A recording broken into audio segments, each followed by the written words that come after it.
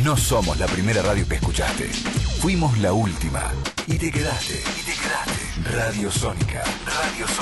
Somos la radio online líder de Argentina. Estás escuchando Café con Luber, con la conducción de María José Lubertino. Toda la actualidad con una mirada diversa y feminista. Café con Luber, por Radio Sónica.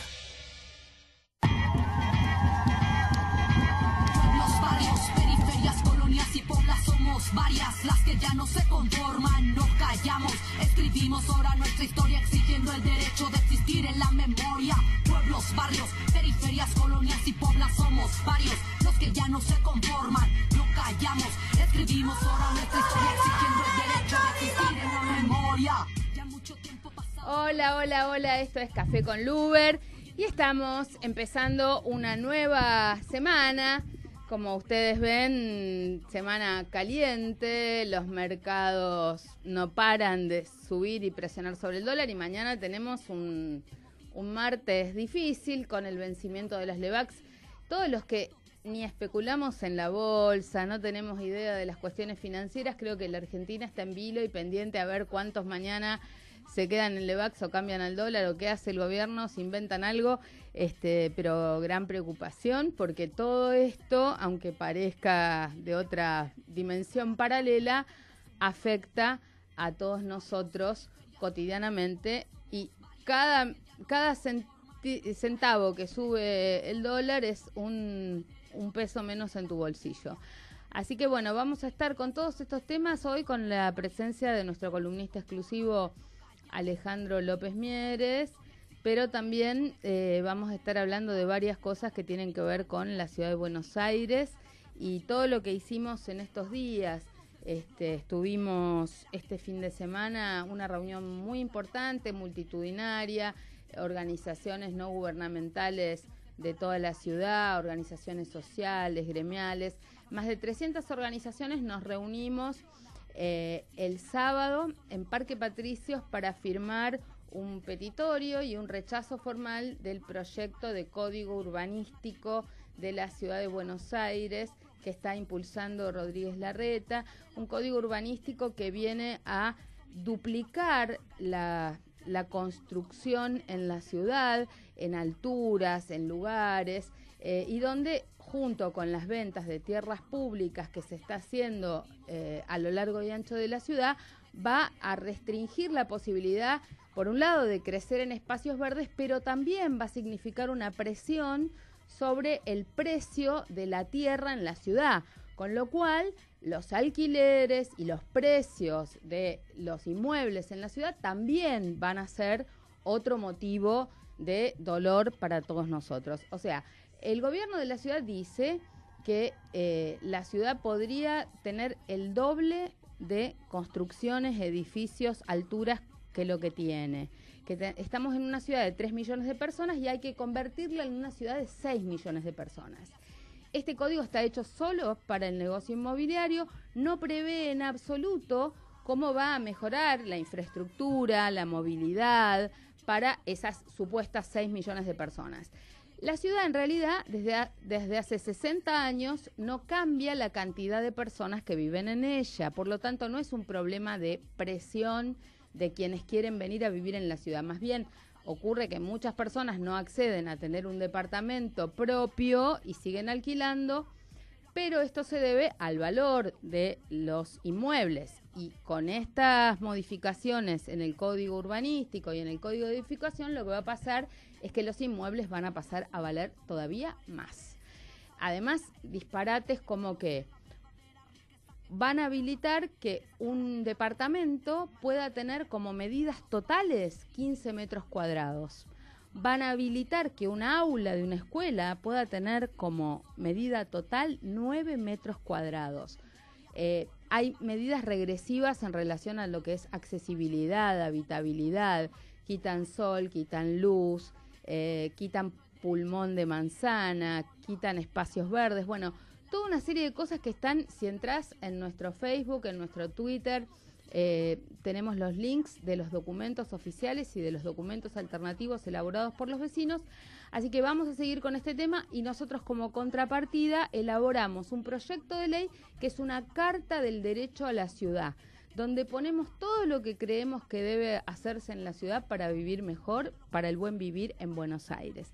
De esto te vamos a seguir contando porque el debate sigue en la legislatura. Este viernes vamos a estar ahí planteando nuestras críticas al Código de Edificación. Así que si querés participar, podés hacerlo el día viernes a las 16:30 horas, Código de Edificación en debate en la legislatura de la Ciudad de Buenos Aires. Bueno, y muchas cosas más que te voy a ir contando a lo largo del programa, pero no quiero demorar mucho más el inicio de nuestra conversación con Alejandro López Mieres. Solo darte 2 avisitos más. Vamos a estar hablando en la segunda mitad del programa sobre el incumplimiento de la Ciudad de Buenos Aires en cuanto a la vacunación de los animales de compañía, perros y gatos. Y te voy a contar más sobre que hoy en la Comisión de Derechos de Niños, Niñas y Adolescentes de Naciones Unidas, Argentina está rindiendo examen. Y más de 300 organizaciones que defendemos los derechos de la niñez elaboramos, con Pérez Esquivel y Norita Cortiñas a la cabeza, un documento crítico, un contrainforme al informe que presentó el Estado Nacional sobre el estado de la niñez en la Argentina. De eso hablamos en la segunda parte del programa, pero ahora, bienvenido Alejandro. ¿Qué tal? Así Buenas tardes. Estás con mucho trabajo, ¿no? Bueno, realmente creo que hay que salir a la calle para darse cuenta de la locura que se está viviendo. Bueno, a ver, punto número 1, estamos en una corrida bancaria y cambiaria. Cuando digo corrida bancaria, no es que la gente haya ido a los bancos desesperado a retirar sus depósitos, pero sí, por ejemplo, aquel que es titular de un plazo fijo o aquel que tiene un fondo común de inversión, a ver de qué manera puede rescatar o no perder valor. Digamos, la dinámica del dólar fue realmente muy importante. Yo quiero hacer un poco de retrospección y recordar, después de la elección del 2017, incluso en este ámbito, yo no sé si recordás que muchos dijeron que Macri tenía la reelección asegurada. Como que eso ya era un hecho consumado, que no había ningún tipo de obstáculo que pudiera alterar esa dinámica y ese consenso político que se había logrado construir. No sé si recordás que yo objeté ese análisis diciendo que la dinámica estructural de la Argentina era lo suficientemente lábil, lo suficientemente frágil, como para que cualquier evento externo alterara estas cuestiones. Ahora, hay una pregunta que campea hoy a todo el espectro político y te diría a toda la gente, ¿esto que está ocurriendo es impericia, negligencia o está hecho a propósito? Yo voy a tratar de responder esto a lo largo del programa, pero digamos, creo que también hay que hacer un poquito de historia e irse a la famosa conferencia de prensa del 28 de diciembre, que todo el establishment argentino consideró una intromisión del Poder Ejecutivo a la supuesta independencia del Banco Central y que generó lo que fue la primera etapa de devaluación del mes de enero con la inducción a la baja de interés. ¿Cuál era el planteo del Ejecutivo de tipos como Frigerio o como Quintana, que lo incluyo a Quintana dentro de ese universo? Decir, bueno, hay que bajar las tasas de interés porque estas tasas de interés son recesivas, acá no va a poder, no se va a poder crecer, y si queremos llegar a la reelección del 2019 más o menos en buenas condiciones, Argentina tiene que crecer. Bien, bárbaro. Tuvimos una primera devaluación y esta baja de la tasa de interés fue absolutamente marginal. ¿Qué pasó en el medio? En el medio hubo un cambio del titular de la Reserva Federal en Estados Unidos que aceleró lo que ya se sabía hace meses y te diría años, que Estados Unidos iba a empezar a subir la tasa de interés. Este punto de inflexión fue muy importante, pero no solo para la Argentina, sino a nivel mundial. Todas las monedas se devaluaron respecto al dólar, las monedas fuertes y las monedas débiles, mucho más por supuesto la de los países emergentes. Y dentro de la de los países emergentes, ¿quién te pensás que estaba primero en la lista respecto a la fragilidad? Nosotros. Argentina. ¿Pero por qué? ¿Por qué? Mirá, tengo un trabajito hecho de hace un par de semanas. Dame un segundito para que no sea todo un monólogo y podamos intercambiar algunas cosas que son las principales dudas que tenemos. Primero, antes de que me cuentes el trabajito, ¿vos crees que esto que está sucediendo es negligencia y que no saben manejar el tema, o lo que dicen otros online, etcétera, que bueno, en realidad vinieron a hacer esto, que esto es un plan orquestado, que lo hacen porque ellos ganan en la especulación con los debates. Me estás haciendo digamos la pregunta del final. Es lo que hace todo el mundo. La gente quiero decir en la pregunta. Porque digo, a ver, si es negligencia, uno puede creer en que un diálogo y un aporte de economistas, de otras fuerzas políticas, buscar un consenso, hay algo para hacer. Si ellos están haciendo esto adrede y se hacen los sorprendidos, estamos en otro escenario. Yo te puedo contar que, digamos, ¿viste esas películas de suspenso en la cual te van dando datos de a cuentagotas y vos vas resignificando lo que viste en función de la nueva información? Bueno, esto es exactamente así. Cuando uno va armando el rompecabezas de lo que pasó los meses previos y las semanas previas, tiende a pensar que esto está hecho a propósito y que no se trata de una cuestión o de impericia. Que se les fue de las manos. Que se les fue de las manos, etcétera, etcétera. ¿Y cómo armás este esquema? Bueno, acordate que Caputo en el mes de enero colocó 9.000 millones de dólares acelerando el proceso de endeudamiento para poder cerrar el frente fiscal y el frente externo del año 2018. Y lo aceleró previendo el tema de la suba de interés, de la tasa de interés en Estados Unidos. Ahora, en el mes de marzo, Caputo se reunió con fondos de inversión y que le dijeron que Argentina tenía las suficientes inconsistencias respecto al sector externo, porque quiero aclararte que todo el Tea Party argentino, yo lo llamo así a la caterva de economistas ortodoxos que estamos acostumbrados a ver en los medios de comunicación y que baten el parche sistemáticamente con el tema del déficit fiscal, está claro con lo que está pasando que el problema argentino es el sector externo.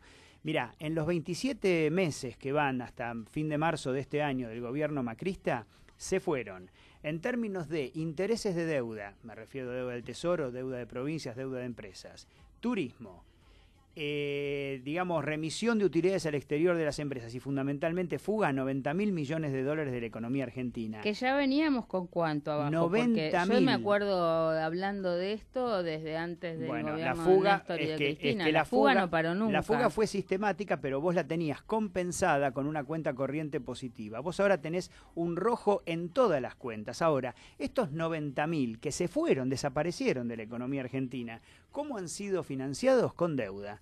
Con deuda del Tesoro, con deuda de las provincias, con deuda de las empresas. Entonces, una pequeña parte de esa deuda recompuso las reservas, pero la mayoría se fue, no está. Ahora, en ese contexto en el cual vos tenés un déficit de divisas, el gobierno toma medidas, no solo más deuda, sino toma medidas que van en contra de sus propios intereses, como alguien podría decir, es pegarse un tiro en el pie. Por ejemplo, la liberalización total de la cuenta capital. ¿Qué significa esto? Que antes vos, para hacer una inversión extranjera en Estados Unidos, en Argentina, perdón,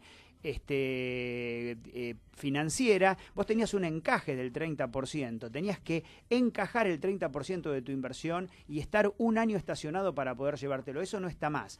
Ahora existe una libertad de movimiento de capital absoluta. Se puede entrar y salir. Ahora, ¿esto es así en todas partes del mundo? Yo creo que en Estados Unidos no debe ser así. No, en Estados Unidos sí, pero no en Chile, no en Brasil. Todos tienen regulaciones o impuestos específicos, pero precisamente ¿para qué? Para cuidarse de los capitales golondrina, de los que te inflan la bola en un momento determinado y se van cuando quieren, que es lo que nos está pasando en este momento. Ahora, pienso, tenemos 2 años más de gobierno de Macri. ¿Qué debería hacer el Congreso de la Nación? El Congreso de la Nación la semana pasada se puso las pilas, diputados votó en contra el tema de tarifas, vamos a ver qué pasa en Senado. Yo te propongo un ejercicio, propongo que me dejes desarrollar el tema económico y vamos a ver cómo se involucra con el tema político. Sobre el final yo te voy a contestar tu pregunta. Ahora, ¿qué es lo que hizo Caputo? Bueno, Caputo insólitamente, yo no sé si recordás la última vez que estuvimos acá, hace un mes, la famosa conferencia o interpelación que tuvo Caputo en la bicameral, la del papelito famoso, ¿recordás? Sí. Bueno, ¿qué dijo? Dijo que además de todo el paquete de deuda que había tomado 8.000 millones de dólares de swaps. ¿Qué son swaps? Son deuda de corto plazo de un año que vos la tomás hoy y la tenés que devolver un año, con los mismos bancos de inversión que le prestaron a la Argentina. La pregunta es la siguiente: si ellos no sabían que la corrida podía venir, ¿por qué motivo Sturzenegger concentró los vencimientos del EVAC entre el mes de mayo y el mes de junio? ¿Y por qué Caputo tomó estos swaps que tienen como único objetivo no tener volatilidad de las reservas? Dicho de otra manera, y en criollo, disimular la fuga de reservas que hubo o que él sabía que iba a haber, y cuyos primeros actores, que tiene que ver con la venta de 4.000 millones de dólares que hubo una semana, la última semana de abril, favorecer a sus ex empleadores, por ejemplo el JP Morgan. Entonces, acá yo, por eso estoy armando el rompecabezas de decir cómo, pero estos muchachos que son tan capaces, que vienen del sector financiero, del sector privado, que tienen tanta experiencia, ¿cómo les puede pasar esto? Bueno, les pasa porque en definitiva acá hay un plan preestablecido para que esto ocurra, y esto efectivamente tiene una explicación política. Es obvio que el supuesto gradualismo del cual Macri hace gala, o por lo menos se enorgullece de llevar adelante esa política, podía tener sentido permanentemente con financiamiento externo. ¿Qué pasa? ¿Qué pasa si a vos esa llave, esa posibilidad desaparece, la del financiamiento externo? ¿Vos podés generar los dólares suficientes como para bancar la cantidad de salida de dólares que yo mencioné hace un rato? Imposible. Y mucho menos si vos te pegás un tiro en el pie reduciendo las retenciones a los ojeros medio punto por mes, y si encima le das la posibilidad de no liquidar nunca. O sea, el colapso estaba cantado de antemano. Bueno, ahora yo te pregunto, primero, estamos en la situación en que estamos, vuelvo a reiterar, Macri gobierna hasta el 2019, el Parlamento tiene la composición que conocemos, donde los gobernadores tienen miedo, acompañan, no porque estén muy contentos con las medidas, sino porque están agarrados por el gobierno nacional, y hay una serie de situaciones donde las provincias dependen de la nación, etcétera. ¿Qué deberían hacer los legisladores y legisladoras de la oposición en este punto? Si se pudieron poner de acuerdo la vez pasada para decir, bueno, las tarifas deben retrotraerse y deben ser graduales, etcétera, etcétera, ¿qué habría que hacer desde el Congreso para sugerir algún cambio de rumbo? Primero, ¿cómo puede ser que vayan a endeudarse nuevamente con el Fondo Monetario Internacional sin pasar por el Congreso de la Nación? ¿Qué habría que hacer? ¿Judicializar el hecho del endeudamiento nuevo sin pasar por el Congreso? Pero si la Argentina ha vivido haciendo endeudamiento sin pasar por el Congreso, ¿cómo le vas a venir a exigir a estos lo que ya hicieron todos los anteriores? Y si estamos en un embudo. Estamos en un embudo, pero a ver, yo creo que este gobierno tuvo un punto de inflexión en diciembre del año pasado con la famosa ley vinculada al tema previsional, ¿no? El cambio de la fórmula, donde, digamos, voló por el aire una sesión de diputados, hubo que militarizar el Congreso y hubo una represión que, no estaba prevista o no se veía unos días atrás.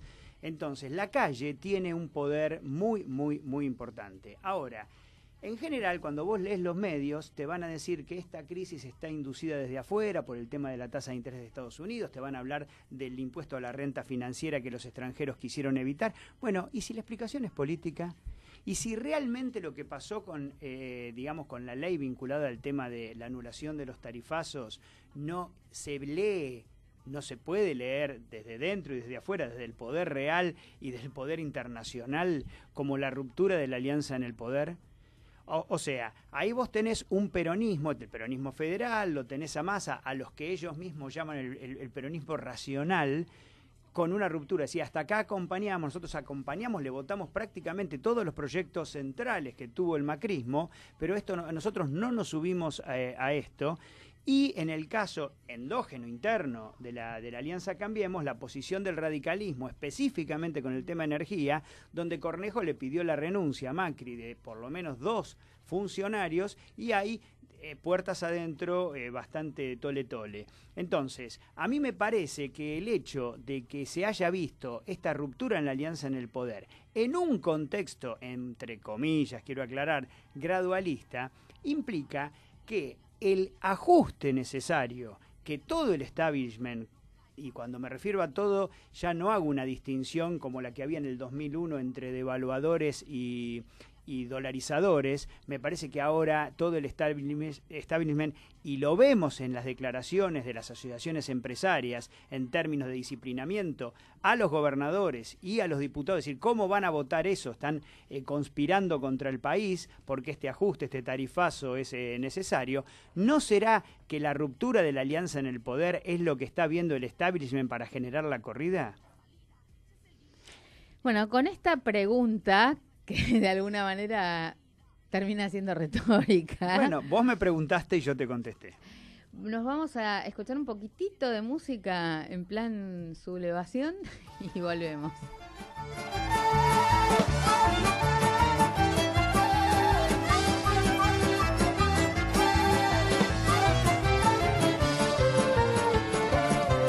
Una mattina mi son svegliato. Oh bella ciao, bella ciao, bella ciao, ciao, ciao. Una mattina mi son svegliato e ho trovato l'invaso. Oh partigiano, portami via. Oh bella ciao, bella ciao, bella ciao, ciao, ciao. Partigiano, portami via, che mi sento di morire. E se io muoio da partigiano, oh bella ciao, bella ciao, bella ciao, ciao, ciao. E se io muoio da partigiano, tu mi devi seppellire. Mi seppellirai lassù in montagna. Oh bella ciao, bella ciao, bella ciao, ciao, ciao. Mi seppellirai lassù in montagna, sotto l'ombra d'un bel fiore.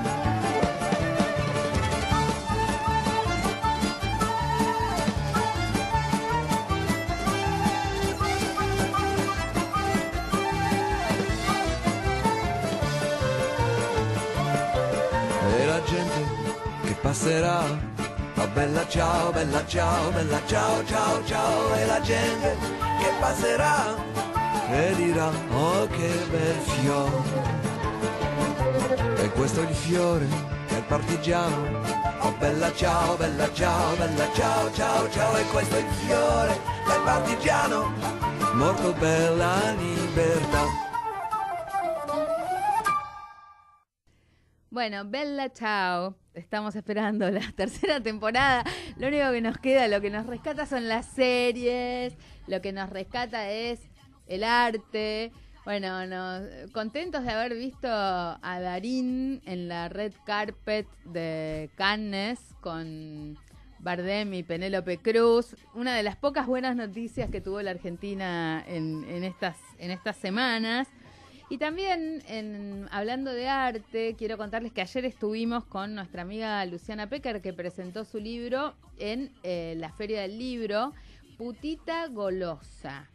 Es realmente, más allá de lo provocativo del título, es un texto indispensable que, más allá de anécdotas, cuestiones teóricas, prácticas, profundiza sobre la idea de el feminismo del placer en sus más variados aspectos y fundamentalmente nos coloca en una situación de problematizar nuevos temas y sobre todo, como le gusta hacerlo a Luciana, no hablándole desde arriba a las otras mujeres, sino poniéndose desde abajo en los problemas y contradicciones que tenemos las propias feministas en la cotidianeidad, más allá de nuestros avances legales o teóricos. Así que bueno, felicitaciones a Luciana. La vamos a tratar de traer alguno de estos días para que nos cuente más sobre el libro.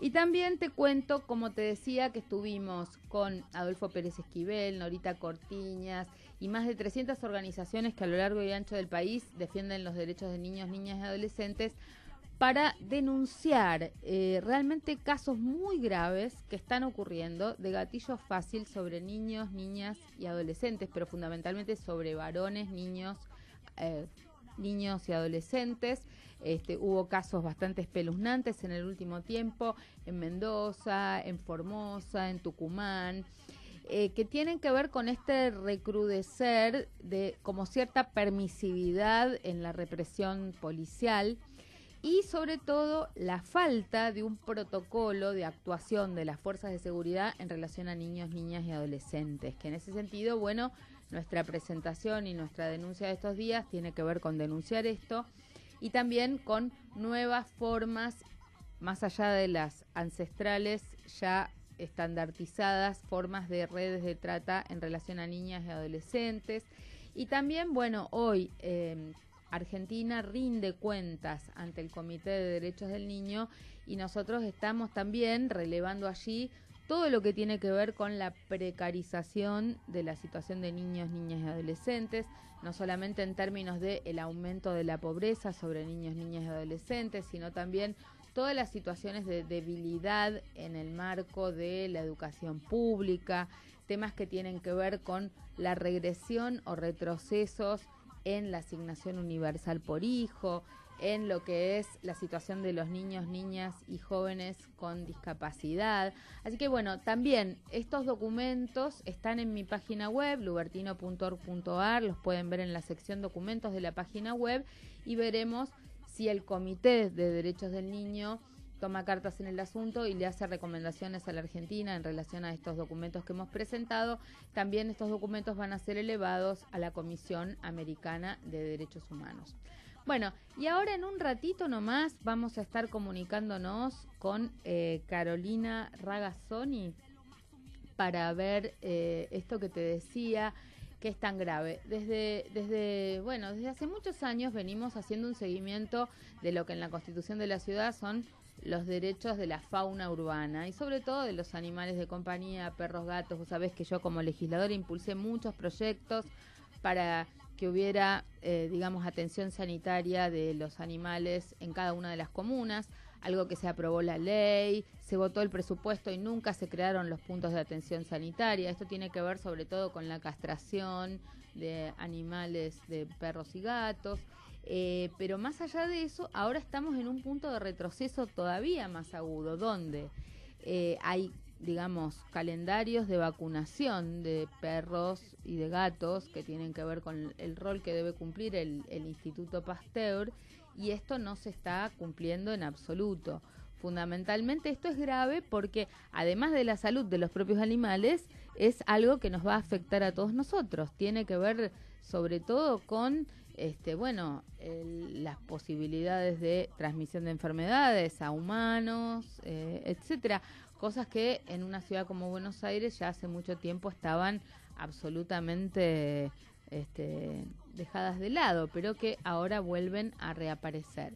Entonces, queremos hablar con Carolina porque ella hizo un monitoreo partida presupuestaria por partida presupuestaria y analizando mes por mes qué ha pasado con esta ejecución por parte del gobierno de la ciudad. ¿Se acuerdan que habíamos hecho varias denuncias sobre que el Instituto Pasteur estaba cerrado, que no estaban funcionando los quirófanos del Pasteur, que el personal tenía miedo de que los despidieran? Bueno, todo eso es parte de toda una movida en la ciudad de recortes presupuestarios en varias áreas. Recuerden que también esta semana estuvimos acompañando a los trabajadores de los hospitales, básicamente de los hospitales públicos de la ciudad, porque hay 5 hospitales que el gobierno de la ciudad quiere cerrar donde están y trasladarlos. El Hospital Ferrer, el Hospital Curí, el Centro de Rehabilitación de la calle Ramsay, entre otros, el Udaondo. Son hospitales que el gobierno de la ciudad va a cerrar, se va a apropiar de esos inmuebles para venderlos y los va a transferir a todos estos hospitales a terrenos del Hospital Muñiz, que nunca quiso declarar con protección patrimonial justamente para poder construir en su espacio verde. Un desastre. Así que mañana vamos a estar a las 11 de la mañana en el Instituto Ramsay, en el de rehabilitación para las personas con discapacidad, acompañando a los trabajadores por el no al cierre del Instituto de Rehabilitación. Bueno, como ya te decía, estamos con Carolina en línea para que nos cuente un poco de la investigación que hiciste. Gracias, Carolina. Hola, muy buenas tardes, María José. Espero que se escuche bien porque Sí, muy estoy bien. en el trabajo y desafortunadamente tenemos que Bueno. comunicarnos ya ahora a través de la computadora. Bueno, contanos un poquito rápidamente tu investigación sobre el tema del Pasteur. A ver, el Instituto Pasteur el año pasado no realizó la campaña de vacunación antirrábica, tenía que ser anual, para lo cual justifica en gran parte el presupuesto de 114 millones del año pasado, diciendo que tiene que vacunar. La vacunación no se hizo. El 15 de febrero de este año yo ingresé una demanda civil directamente, en realidad penal, en la Cámara del Crimen por incumplimiento de deberes de funcionario público y riesgo a la salud pública, porque la rabia es una zoonótica y como tal es un riesgo a la salud pública. Empezaron a vacunar alrededor, espérame que ya te digo exactamente qué día, el día 17 de marzo empezaron a vacunar y la cantidad de animales que indican que por fin de semana vienen vacunando. Y la semana pasada detecté que extrañamente están haciendo un promedio de 400 vacunaciones por puesto por día, lo cual me lleva a que realmente es un número muy dibujado. Estoy rastreando a ver dónde publican, qué publican, porque las fechas no se publican. Entonces la gente no sé cómo hace para enterarse y así. Están difundiéndolo nada más que a través de una página del gobierno de la ciudad, no se publica en carteles como antes se publicaba en los negocios ni nada. Es muy rara la situación. Bueno, hay toda una tendencia en el cuidado de animales a la privatización, o sea, si vos tenés un animal, hacete cargo, llévalo a la veterinaria, si no podés pagar, jorobate, o sea, Sí, no se cumplió ni con los centros de atención sanitaria gratuitos por comuna, y esto ya es un retroceso en políticas sanitarias que incluso afectan no solo a los animales, sino también a los humanos. Claro, a ver, la respuesta que me dio Lencinas es el director del Zoonosis todavía, el año pasado, porque yo vengo haciendo pedidos de informe por ley 104, que es acceso a la información pública, y lo puede realizar cualquier ciudadano de edad y que reside en Ciudad de Buenos Aires sobre cualquier acto de gobierno. Esto significa que todo el mundo puede acceder en realidad a la información siempre y cuando la pida. Lencinas respondió que en principio no habían tenido dosis de vacunas. Sin embargo, yo tengo una respuesta de él mismo 4 meses antes que tenían 600.000 dosis de vacunas listas para poder ser utilizadas en este año. Y después en la respuesta dijo que habían tenido problemas con la coordinación para hacer la campaña. Algo que es muy raro porque si hace 20 años que vienen haciendo campaña, no entiendo cómo hubo un año que no pudieron coordinar. Sí, lo que es cierto es que la ciudad de Buenos Aires está fundamentando todo lo que es salud animal con tenencia responsable. Y la tenencia responsable justamente dice que quien es responsable de los animales son los tenedores, o sea, los que conviven con los animales, y no el Estado. Por eso, es una suerte de privatización. Esto no tiene en cuenta además la cantidad de animales sin dueño que hay en la ciudad de Buenos Aires. Bueno, en realidad si investigas el documento que habla de la estadística de animales hecho en el 2014, la encuesta anual de hogares, llegaron a la conclusión de que había en la ciudad de Buenos Aires 630.000 animales con dueño, pero no hicieron ninguna estimación de dueño. Y extrañamente, siendo que era el año 2000, la cantidad de animales que en el Instituto Pasteur en el año 2004, o sea, 10 años antes, lo cual también es raro, porque significa que los animales que murieron nacieron, no nació ninguno más y no se murió ninguno más, porque dio un número demasiado igual. Carolina, se nos corta mucho la comunicación. Yo espero que algún lunes puedas venir personalmente, pero bueno, queda hecha la denuncia y realmente nuestra preocupación porque este estado de la ciudad de Buenos Aires no para de retroceder en todos los rubros, ¿no? En el que mires, no se ejecutan las partidas y realmente esto va en detrimento de la calidad de vida de todos, más allá de los derechos de los animales, ¿no? Sí, sin embargo, María José, bueno, espero que no se corte tanto, la partida presupuestaria del PASTER se utiliza y completa, y hay veces que hay hasta sobre ejecución. ¿Y en qué la usan? Eso es lo que me gustaría saber, porque la respuesta es que se paga en sueldos. Lo que a mí me gustaría saber realmente, y que lo demuestren, es en qué se trabaja. ¿No? O sea, sí es dramático que el gobierno, y esto está ocurriendo ya también en Tucumán y en Salta, el gobierno está entregando todo lo que es salud animal directamente a la corporación veterinaria. Y hay varias denuncias ahora en estas dos localidades justamente por ese tema, que la corporación está impidiendo que se realicen campañas de vacunación, campañas de atención sanitaria para los animales de la calle, sobre todo. Y como bien sabes, porque estuviste en la ley 4351, que es la de un centro de atención veterinaria y 90.000 castraciones por año, ya están planeando modificar dicha ley para readecuarla a sus intereses. Bueno, Caro, realmente se corta. Quería, digamos, que lo contaras vos por vos misma. Te agradecemos muchísimo. Vamos a seguir este tema con atención a través de tus informes, de tus investigaciones. También estamos siguiendo con mucha atención todo el tema del supuesto ecoparque, que sí, no paran de hacer desastres. Ahora te mandé ayer la publicación del boletín oficial, que ya está en licitación 4 de los lugares. Te quiero contar que estamos con varias organizaciones patrimonialistas, ecologistas, haciendo un seguimiento con gran preocupación. En primer lugar, porque supuestamente van a ser como una especie de puente colgante por donde se circula.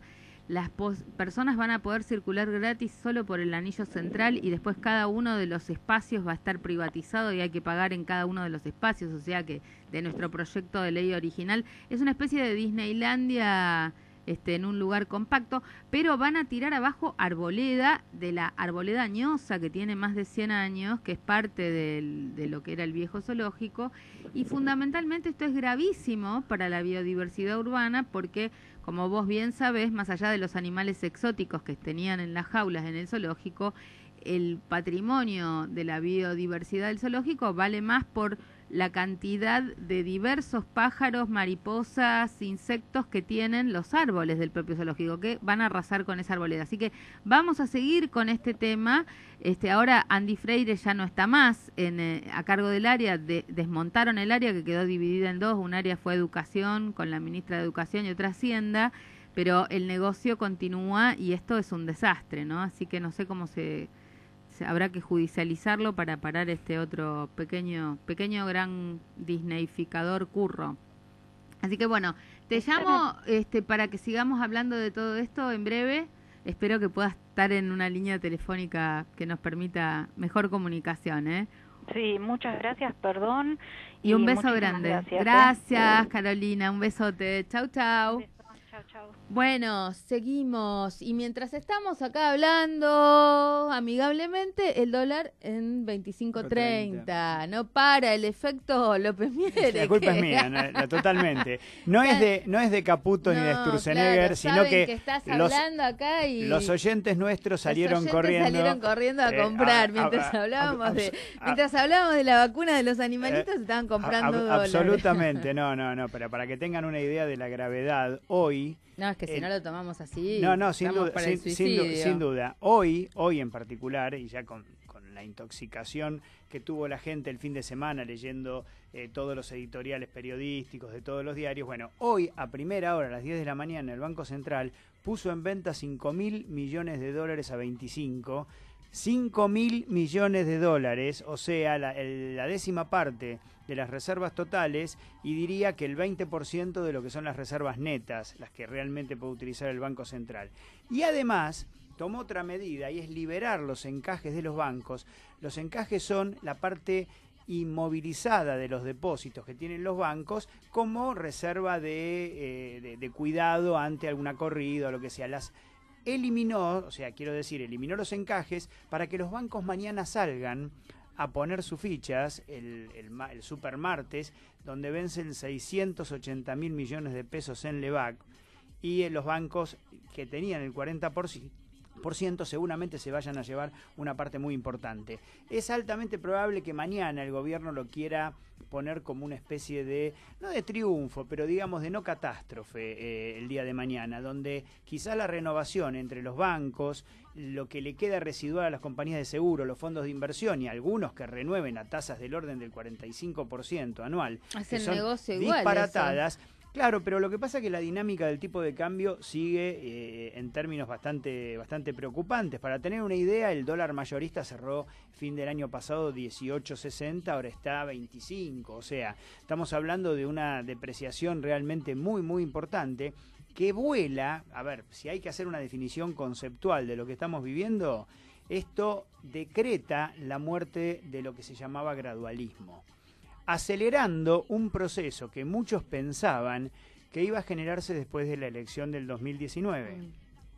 Muchos pensaban que se iba a poder continuar en un pseudo gradualismo como el que estábamos viviendo, con deuda, pero esto se cortó, se acelera el proceso y vuelvo a lo que decía en el bloque anterior, quizá las organizaciones empresarias que no solamente fueron a apretar a gobernadores que se dieron vuelta respecto a la ley del tarifazo, no contento con eso apretar a diputados y a senadores, a decir que son unos irresponsables, que hace falta ajustar y hacer un apoyo y cerrar filas con el presidente Macri. Estamos en una situación muy compleja porque, a ver, el gobierno sigue con la idea de topear los salarios en el orden del 15%. Lo cual es un disparate porque ya admitió que va a ser una inflación del 30%. Bueno, no admitió el 30%. Dijo. No admitió el 30%. El relevamiento consensual de los economistas, la última que se conocía era del 22 y pico %. Imagínate que con esta devaluación, con el pasaje a precios de alimentos, de la canasta básica, de la nafta, de las tarifas públicas, de los servicios públicos, yo creo que ya estás pasando el 25. Entonces, realmente, y acercándote al 30. Ahora, ¿puede la gente en este contexto bancarse una pérdida del salario real? En el mejor de los casos, dado si esta corrida para acá del orden del 15% en términos reales. O sea, el límite está en la calle. Esto se demostró en el mes de diciembre y quizás se vuelva a demostrar ahora. Ahora, que sube el dólar de esta manera, ¿en cuánto incide en la inflación? Bueno, vos tenés una correlación directa por varios motivos. Primero... Pero entonces quiere decir que la inflación, que sin esta corrida del dólar iba a ser del 28-30, ¿a cuánto se va con esta corrida del dólar? Bueno, no hay un modelo matemático, pero digamos, para todos los que dicen que la inflación es producto del aumento de salario, que es un argumento absolutamente ridículo, va correlacionado con el dólar por muchos motivos. Primero, porque vos tenés muchos precios centrales de la economía, por ejemplo, los combustibles, por ejemplo, las tarifas públicas, que en aumentos de segunda generación pegan directamente. Pero ¿qué pasa? Los alimentos son bienes exportables, de manera tal que hay, y sobre todo en un contexto de un gobierno absolutamente liberalizador, que no pretende poner controles de precio, que no pretende poner dólares diferenciales para distinto tipo de productos. Bueno, evidentemente los alimentos, al ser productos exportables, tienen una correlación directa con el tipo de cambio. Entonces, vos lo que tenés que esperar ahora es un impacto muy, muy fuerte sobre la canasta básica y, digamos, ya te digo, en un contexto en el cual a las jubilaciones se le dio el 10% en 6 meses o en 9 meses, que era desde el último aumento que había sido en septiembre, hubo casi un 6 o 7% en el mes de marzo y ahora ya se anunció un 5%. Ahora, ¿vos crees que en este contexto van a volver a la carga con la ley de reforma laboral o precisamente por el acuerdo con el Fondo Monetario van a volver a la carga con la ley de reforma laboral? Lo que pasa es que en este contexto, en realidad el tema salarial lo tenés licuado de hecho. Ya está. Porque en un contexto, digamos, de no sé, poner convertibilidad Nos ajustaron o por dolarización, otro lado. te están ajustando en términos reales, o sea, te están bajando el salario en dólares, que era Ya no necesitan hacer la reforma laboral. Que es uno de los requerimientos. A ver, vamos por partes. Cuando hablamos del Fondo Monetario Internacional, presentado como el Gran Cuco, el Fondo Monetario Internacional no es ni más ni menos que un club de países que hacen una vaca para prestarle a aquellos países que en teoría temporariamente tienen problemas de balanza comercial. Ahora, ¿qué es lo que hace el Fondo Monetario con las políticas que impulsa o con las políticas que exige a un país al cual le presta plata? Es como aquel acreedor que quiere asegurar su cobro. En primera instancia, como un usurero. Sí, cobrar lo que... sí, pero no solo cobrar lo que te prestaron ellos, que lo van a querer cobrar peso por peso, dólar por dólar, como siempre fue, sino además el resto de los acreedores. Y para ello hay un primer punto en el cual operan, que es el sector externo. O sea, hoy Argentina tiene déficit de balanza comercial, déficit de turismo. Cuando te hacen recomendaciones, ¿no le dicen a estos muchachos, che, a ustedes se les están fugando tanto? ¿Eso no se lo dice nadie o son ellos mismos Pero lo que por supuesto que sí, te van a decir, miren muchachos, ustedes van a tener que poner un tipo de cambio que generen dólares, no que pierdan dólares. Ustedes no pueden seguir perdiendo dólares porque evidentemente tienen un déficit. Esto no lo dicen públicamente, pero es de una obviedad. Y eso va a implicar un tipo de cambio muy distinto al que nosotros vimos en esta oleada de deuda que implicó, digamos, el periodo entre diciembre del 2015 y ponele marzo o abril de este año. Entonces, estamos teniendo un punto de inflexión respecto al tipo de cambio, estemos teniendo un punto de inflexión respecto a los salarios reales, y esto, obviamente, con tasas de interés del orden del 40-45%, además te genera un quiebre gigante en todo el mecanismo de pagos. O sea, la mayoría de las personas y las empresas se están financiando con sus proveedores, la gente no paga y por consiguiente se corta todo el circuito, hay gente que va a empezar a no cobrar, los comercios obviamente van a empezar a vender menos, se van a caer alquileres, bueno, y esto ya lo conocemos. Bueno, pero el vos ciclo viste, recesivo, ya está pasando esto en varias... Pero lo que vas a tener ahora es una aceleración muy fuerte de este proceso, depende dónde caiga la ficha de cuál es el punto de, llamémosle, no de equilibrio, sino el punto en el cual se corta la corrida, que esto va a estar determinado, y esto es importante decirlo, que los autores de la corrida, los autores intelectuales y prácticos de la corrida, son los mismos sectores que se han beneficiado con este modelo. O sea, el sector petrolero y el sector financiero. O sea, los autores de esta corrida son los mismos que se beneficiaron y los mismos que están induciendo un ajuste mucho más violento que lo que vimos hasta ahora. Bueno, ¿cómo se sale de esto? ¿Qué tiene que hacer la oposición? ¿Vos creés que algo que se le recomienda al gobierno tendrá escucha o si es el plan orquestado no hay escucha? Pero lo que pasa es que, el disciplinamiento no es sobre el gobierno, el disciplinamiento es sobre toda la clase política y sobre el pueblo. Entonces, acá, digamos, los representantes del pueblo van a...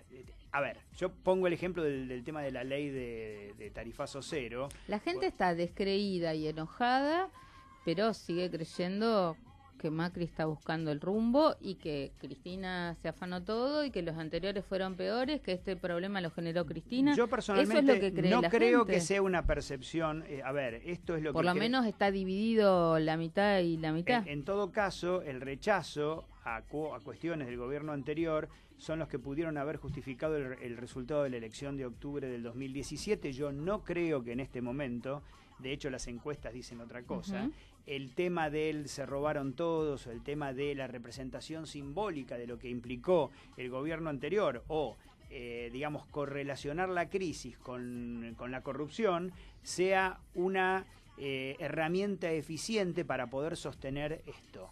No lo veo así y me parece esto no está para nada justificado en nada de lo anterior. Absolutamente, pero si estamos hablando de mala praxis o de algo peor, venalidad, de querer favorecer al JP Morgan para que se vaya a $1.20, si en lugar de vos extender los vencimientos de las LEVAC para que no se te armen estas bombas de tiempo, los achicaste como induciendo a la bomba de tiempo, entonces, pero lo de mañana es una locura. Bueno, pero es una locura, pero ellos lo sabían. es una locura, pero ellos sabían que esto podía suceder e incluso estuvieron alertados por los mismos fondos de inversión que les prestaron plata sistemáticamente en los últimos 2 años. ¿Qué pasa pasado mañana? ¿Qué va a suceder pasado mañana? Yo no creo que pase nada muy distinto, creo que se van a renovar entre un 70 y un 80% de los vencimientos, de hecho se venían renovando solo el 80%. Un buen negocio. Digamos, y van a una tasa ¿Qué realmente incidencia importante. va a tener sobre el dólar los que no renuevan? Bueno, yo desconozco si, digamos, si hay fichas como para fichas, me refiero a Si van a poner... No, cuando hablo de fichas quiero decir si los sectores que indujeron esto están dispuestos a cortarla acá. O sea, en el sentido de decir, bueno, acá ya hay un disciplinamiento, estamos con tasas de interés absolutamente recesivas, estamos con un tipo de cambio distinto, ahora el campo, en lugar de encanutar la soja, la puede salir a liquidar porque tiene otro tipo de cambio, mes a mes le bajan las retenciones. Bueno, ¿hay un acuerdo con el establishment o el disciplinamiento continúa? Porque si el disciplinamiento continúa, lo único que se logra renovando mañana un porcentaje importante es patear el problema un mes para volver a tener que estar hablando de esto dentro de unos días. ¿Vos creés que el gobierno está hablando con estos sectores? ¿Vos creés que hay un diálogo con los sectores estos que están incidiendo en el aumento? Yo diría que son los representantes de los sectores, son de hecho mismos. son ellos mismos, o sea, si vos ves quién está en la sociedad, digamos en el Ministerio de Agricultura, si vos ves quién está en el Ministerio de Energía, etcétera, etcétera, digamos, a ver, en general se hace un paralelismo y se dice que el país está tropezando por tercera vez con la misma piedra. La primera fue la dictadura militar, la segunda de los 90, y esta sería la tercera piedra. Sin embargo, yo creo que este proceso, lo que estamos viviendo, tiene más similitudes con la dictadura militar que con los 90, en el sentido que los dueños, que los responsables de las empresas se fueron a poner la caripela, y por algo es. Se pone la caripela cuando la situación se considera que es lo suficientemente grave como para jugar las fichas todas. Entonces, esto preocupa a la gente, preocupa al pueblo y, bueno, me parece que la resistencia va a ser la única salida.